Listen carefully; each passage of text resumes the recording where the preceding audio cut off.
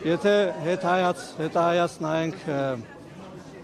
օրինակ համեմատություն կատարենք 18-ի,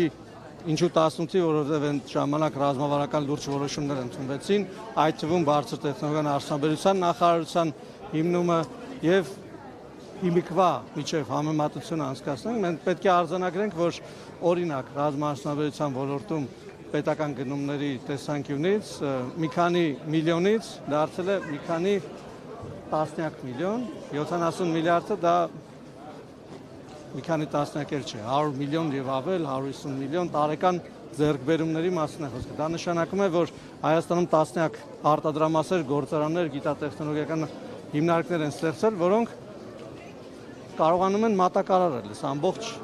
արտադրանքները։ Երկրորդը, եթե բարձր տեխնոլոգիաների ոլորտին ուշադրություն դարձնեք,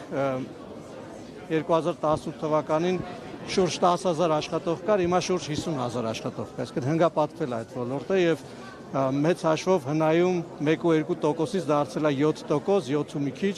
եւ դա նույնպես ահռելի առաջընթաց է։ Հայաստանում սուպերհամակարգչային արհեստական բանականության ոչ մի կենտրոն չկար, այսօր Հայաստանը top 10-յակի մեջ է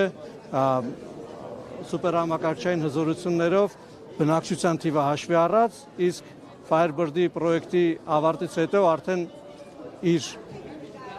համակարգչային հզորություններով top 10-յակի մեջ կլինի։ Գիտության ֆինանսավորումը շուրջ 3 անգամ աճել է, 12 միլիարդից դարձել է 36 եւ ավելի միլիարդ։ Հիմա թվերը կարող եմ մի փոքր այս կողմենկում անեմ, կարծում եմ նույնիսկ քիչ եմ ասում, բայց սրանք այս ապագայի վերաբերյալ մեր հավատն են, այդ դպրոցների շինարարությունները, որոնք որ կատարում են հարյուրավոր դպրոցներ, մանկապարտեզներ, դասատուների, ուսուցիչների, վարձավճարների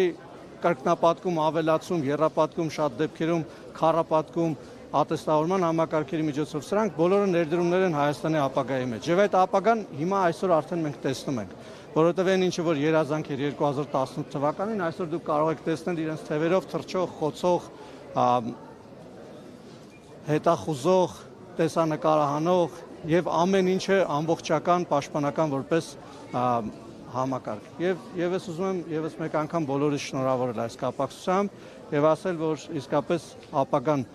Հայաստանի եւ տեխնոլոգիական ոլորտի եւ ռազմաարդյունաբերության հստակ է եւ պայծառ, եւ այսօր մենք արդեն ապրում ենք 2018 թվականի նկատմամբ ապագայում, որը իսկապես, այսպես ասեմ, շատ տպավորիչ է, նույնիսկ ինձ համար, ով որ կանգնած է այդ ամեն ինչի այդ երազանքի իրականացման ամենասկզբնաղբյուրում։ Շակյան, իսկ տեղյակ եք ներկայացված տեխնիկան փորձաքննություն անցել է։ Մեծամասամբ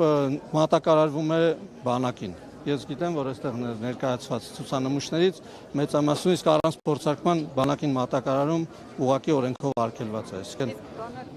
այստեղ նաև ներկայացված կոնցեպտներ կան, հիմնական մասը ասում եմ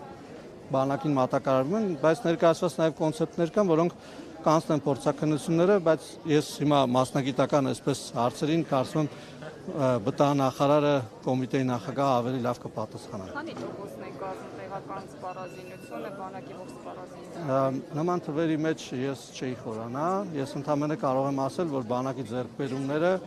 2018 թվականին նկատմամբ տասնյակ անգամներով, նույնիսկ հարյուրավոր անգամներով ավել են հիմա տեղական արտադրողները։ Այսինքն այն ժամանակ մեծ հաշվով սերիական մի քանի ընդհանրապես տեսակի բան կան, հիմա մի քանի տասնյակ տեսակի եւ հարյուրավոր միլիոն դոլարների պայմանագրեր կան։ Այդ ծավալը պատկերացնելու համար էլի։ Պարոն Հայրապետյանը վերջերս գրել էր, որ մեծ քանակությամբ միլիոնավոր դոլարների զենք է նաև արդեն արտահանվում Հայաստանից դուրս, որոշ երկրներ գնում են դրանք, կարող եք ներկայացնել, որ երկրներն են հետաքրքրված։ Որևէ մանրամասն չեմ կարող ներկայացնել, կխնդրեմ նման հարցերը դիմել համապատասխան մարմնին, եթե իրենք նպատակարար կհամարեն, ապա կբացեն ինֆորմացիա։ Պարոն Շակյան, թեև ասացիք մասնագիտական դաշտ չմտնեմ, բայց կարող եք ասել այդ հիմնական տեխնիկայից, հիմնական մասից ո՞րն է, որ անուններով նշեք, որ այս պահին հայկական բանակում կիրառվում է։ Տեսեք, նորից եմ ասում, օրինակ զորահանդեսի ժամանակ ցուցադրվող զինտեխնիկան, դա այն տեխնիկան է, որը բանակի տեխնիկան է։ Եթե ուզում եք հստակ ցուցանմուշներով շոշափելի տեսնել, նայեք զորահանդեսին անցկացված եւ ցուցադրված տեխնիկան եւ կտեսնեք եւ այնտեղ նաեւ